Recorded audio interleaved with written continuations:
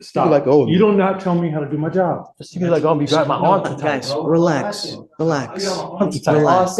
Grab me. Look how you grabbing me up. Before we even step into this hearing, you can already feel the tension crackling in the air. This isn't some petty traffic ticket.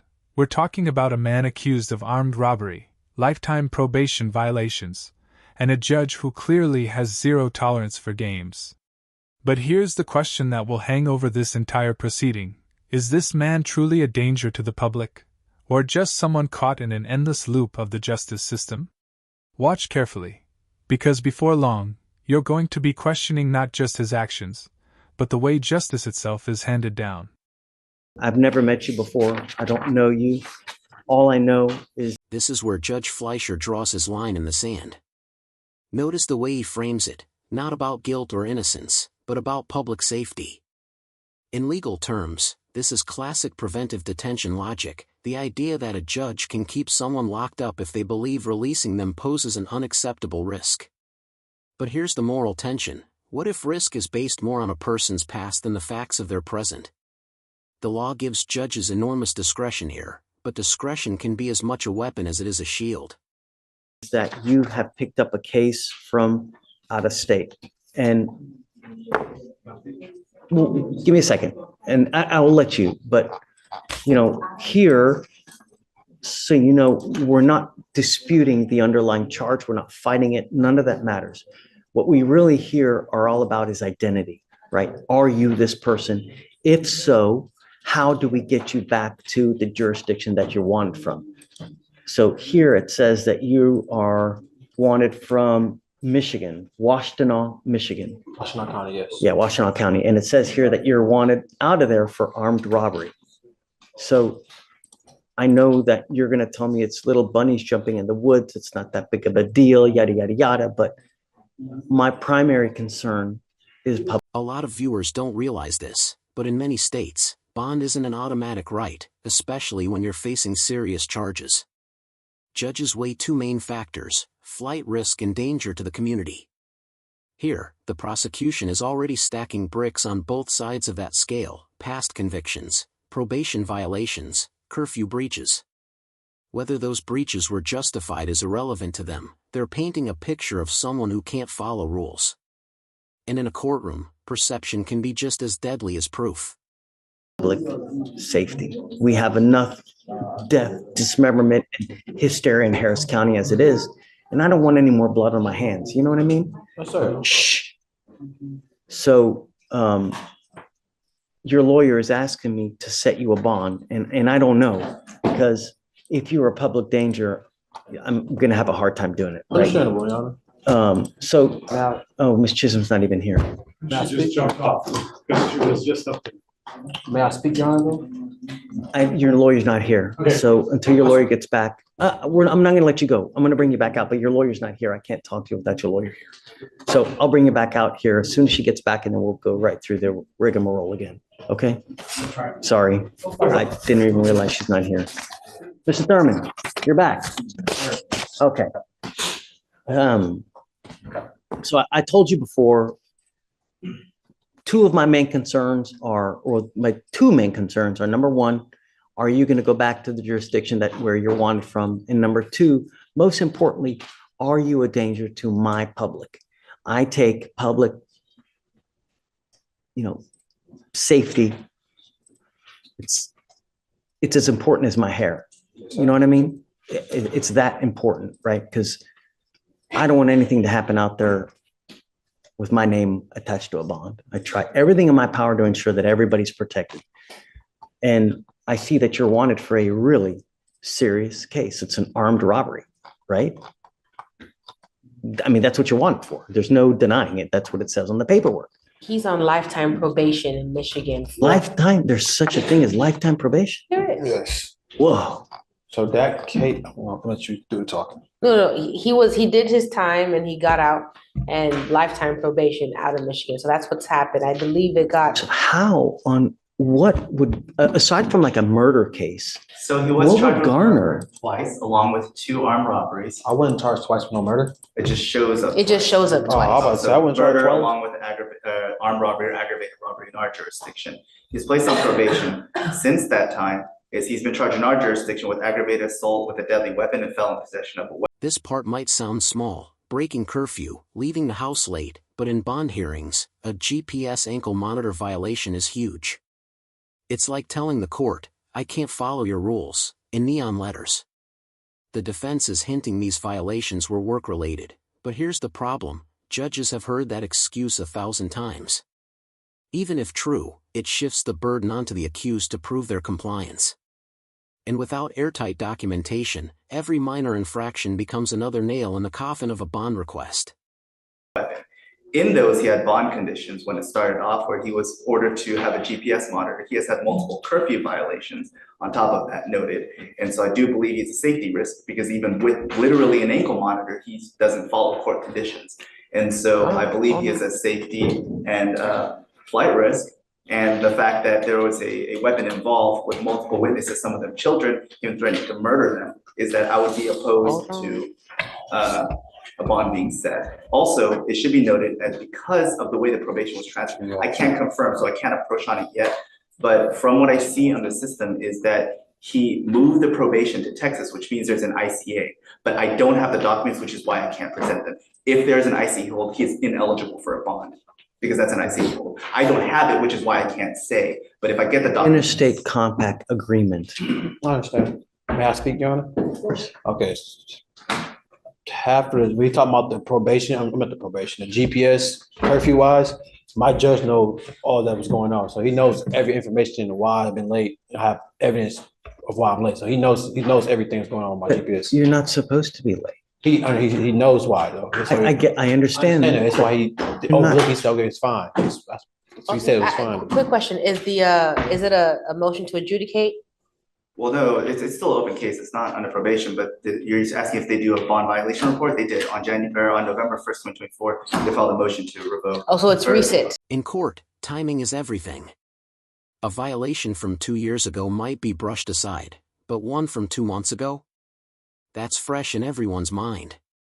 It triggers something called recency bias, the human tendency to give more weight to the most recent events. The fact that these violations are stacking up close to the hearing date makes them harder to ignore, no matter how legitimate the explanations might be. This is why defense attorneys fight so hard to control the narrative, because the latest chapter often overshadows the whole book. It's very recent. So they've It's not this heard, month. okay, and then so there's not been a hearing on that yet, right? No, but that's even after they amended the order. Also, he has further bond violation reports on December 18, 2023, another one on November 28, 2023, and that's after they amended it twice. One moment. So he seems to be agreeing with this. So the fact that he has 3 violations on top of having lifetime probation and a possible ICA, obviously, I'm still opposed for him. Why are you on lifetime probation? That's the way they set it up as. I took the plea deal What are for you on probation for? the armed robbery, conspiracy to commit armed robbery. I did 5.5 years, came home off lifetime probation. And to continue what I'm saying, so I'm a threat to, a flight risk. I can't be a flight risk. Every court that they set, I came every single time. Every court that Michigan have set, I flew out there every single time. I knew I was getting locked up Monday. They told me that Thursday, I still showed up to court and got locked up. So there's no flight risk in this whatsoever if I'm been showing up every single time. And you may be showing up, but at the end of the day, you continue to do what you want to do without regard to bond conditions. And what do you mean by that, Your Honor? Meaning that they put you a GPS monitor, and they give you a curfew. Yes. And you don't abide by the curfew. I was working, Your Honor. That's why the judge has extended, because they had my probation curfew time I forgot what time they had it as. But I had started my new job because I came, got locked up, lost my other job. He said, okay, the violation he's talking about, I came into court and talked to the judge, and he extended my curfew. He was like, okay, you've been working. I said, yes, I have documentation of new work. So I'll show all my documentation, and he said, okay. So the stuff he's mentioning violations for, they already been taken care of. So he's not stating that either. He said 2023 is, oh, obviously I'm still free, right or wrong. I'm still free. That means he's seen all the paperwork. Obviously, I came with legit paperwork. And that's kind of where I was coming from at it. If it's a lifetime probation and it's curfew violations that he's still out, my speculation would be that he was able to make an explanation to the judge, and that's why he's not been revoked. So he's still here. As to the underlying charge, it's still a charge and that's what it is. Like he said, he turned himself in on Thursday knowing that he was going to get arrested and held. And so I'm sure that Michigan it's a probation violation because of the underlying charges. And plus, that's where that MRP is probably coming from. I believe he's proven time and time again that he's gone to Michigan, taking care of what he needs to take care of, and he will still be here he's been on bond on the underlying case for about a year, Your Honor. He's not been locked up this whole time up until this recent arrest. So, and at this point in time, this is really just for if since we don't have proof of an ICA, if the judge is willing to set a bond, how much that would be, if there's a willingness to set a bond. Let me read this to you. Yes, Judge. Okay. Texas Code of Criminal Procedure 17.03. NLR, out of state Michigan, armed robbery, armed robbery with a conspiracy, 2021. Probation transferred to Texas 3/20/21. Concurrently charged with murder, which was dismissed. No holds. Defendant is not indigent, and defendant is alleged to have gone to complaining witness's home and pointed at a gun at complaining witness and complaining witness's 3 children because one of the complaining witness's children was involved in a dispute with defendant's sister at the child's school.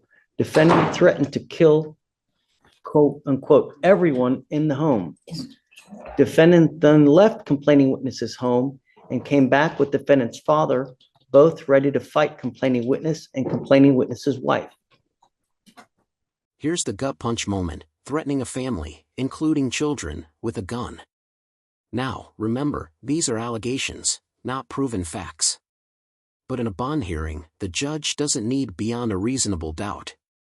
They just need reasonable concern. Once children are involved, public sympathy swings hard against the defendant, and the defense has to fight uphill. From a strategy standpoint, this is where the prosecution wins the emotional war, because jurors, judges, and the public all react viscerally to the idea of kids in danger. That's the aggravated assault that we have now. So, knowing that you're on lifetime probation for a very serious case, you know that you're supposed to be out there with a halo over your head. And yet you pick up an aggravated assault with a deadly weapon where allegedly a gun is pointed at kids. I mean, the way your mannerisms. I would say something, y'all. That's why. But don't, though. You have this open case. Understandable. Everything they can say, they can use it against you. My concern is public safety, man. And you got to understand that I don't know if you're guilty of this offense or not, but the problem is bad stuff keeps happening to you for some reason. It's like sometimes people are their own worst enemy. They get out and then something happens and then they just end up picking up another charge. It's like a cold. You pick up another charge, you pick up another charge here, you pick up another charge there, you don't follow bond conditions here. Mr. Thurman, you scare me, man. This is rare, a judge telling a defendant to their face, "You scare me." That's not legal jargon. That's raw, unfiltered human reaction. And when a judge feels fear, it changes the entire risk calculus. Even if the defense shows a perfect attendance record in court, that fear lingers. In the eyes of the law, perception of danger can outweigh evidence of compliance. And if you've been in enough courtrooms, you know, once a judge crosses that mental line, reversing it is nearly impossible. Yeah, scare you, Your Honor? Yeah. And I've been out for a whole year since this case happened, and this is my first time being into this courtroom again, and you're fearful whose safety if I've been doing nothing but right and working. That's not true. That has been true. I've been out for a year on bond and I have not been into this, no court, but in Orange Jumpsuit, I should say. Your I courtroom, mean, anybody's you want me courtroom. to reward you for I'm being a saying, good but you say you're in person? fear. You say you're in fear for safety. That's what I'm saying. Like, who are you in fear of? I have not been into You're- any trouble whatsoever. I've been squeaky clean. Just I bonded out. And Your Honor, to You your, don't get rewarded for being a good person out there. You know what I mean? I You're understand. supposed to be like that anyways. I understand that wholeheartedly, Your Honor. I'm just saying, but you say you fear, and I'm saying, how are you in fear if I've not been doing anything? That's showing you. That should show you some type of sign. Like, okay, he's not been doing anything wrong. So where is the fear come to play? That's what I'm asking you. The fear is really because, when people come here, it's little bunnies jumping in the woods, rainbows, gumdrops.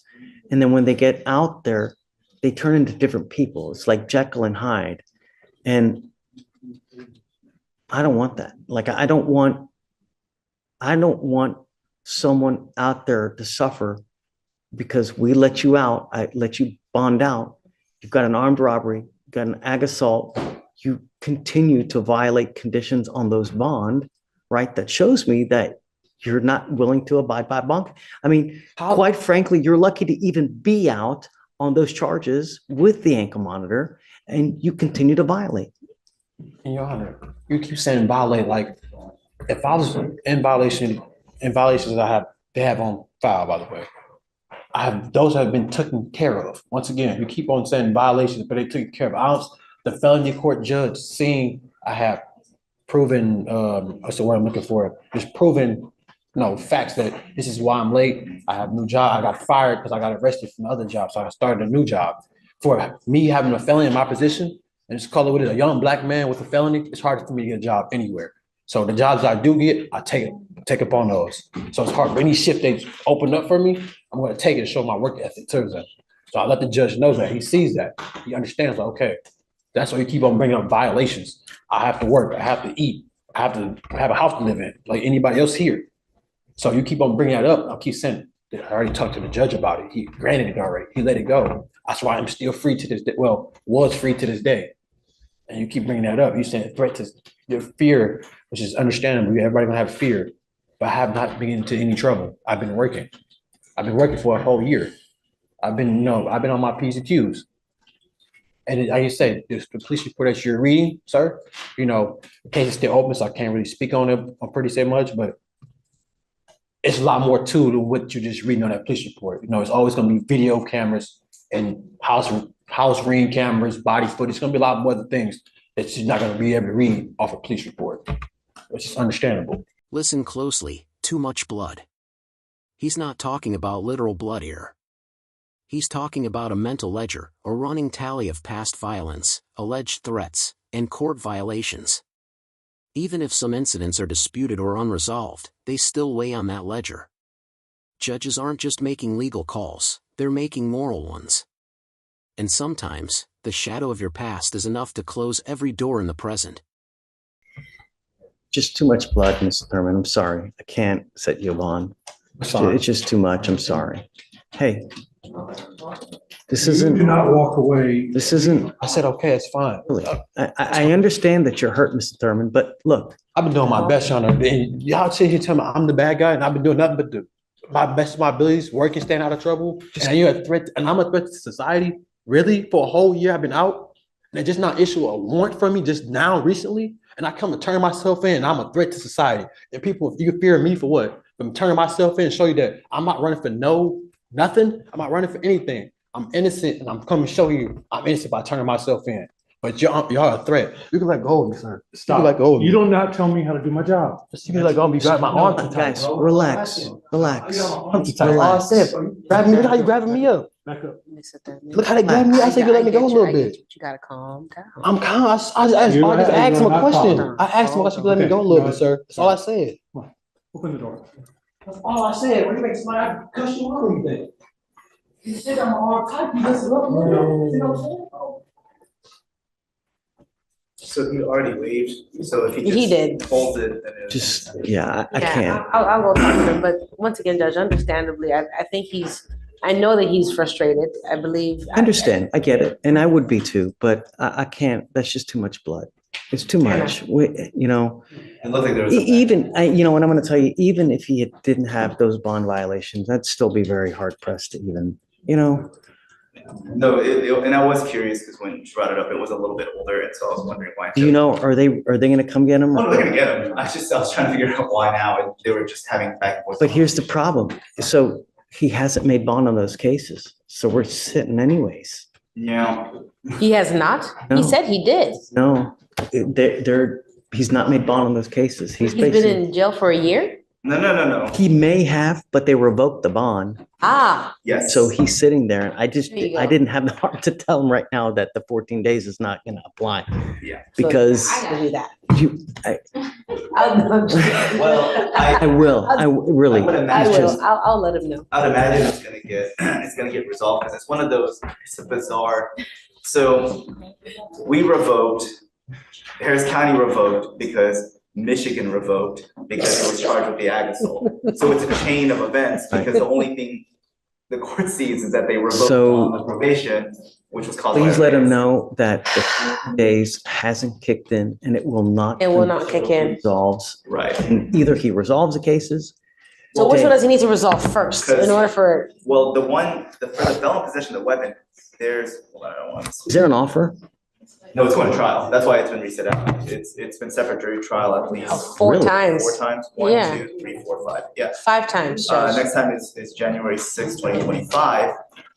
But he's held on 55,000 bond for the ag assault and 55,000 for the felon possession. So he has to come up with 110,000 for. Wait a second. So So it doesn't matter what you did today. can't, Right. even if I gave him a bond today, he would still have to make those bonds. 110,000. So my question now is, when did that warrant for the felonies pick? Because he's saying he's been out for a year ever since this I'll ag explain assault got picked up. I show a remand defendant custody on November 18th, but I don't know what the previous. So the only reason why his felony bonds got revoked was because Michigan Well, revoked. I should Oh, say no, only. it doesn't, but we don't know that for sure. Yeah. Because there's no notes that reflect why they revoked the bond. It just says court directive remand defendant to custody. Let me see if they give an explanation. Hold on. Okay, It's remand custody, violation report, but that's not a revocation. Yeah. And just like that, the gavel doesn't even need to fall, the decision is already made. No bond. No freedom. Just a defendant walking back to a cell, insisting on his innocence, and a judge unwilling to take the risk.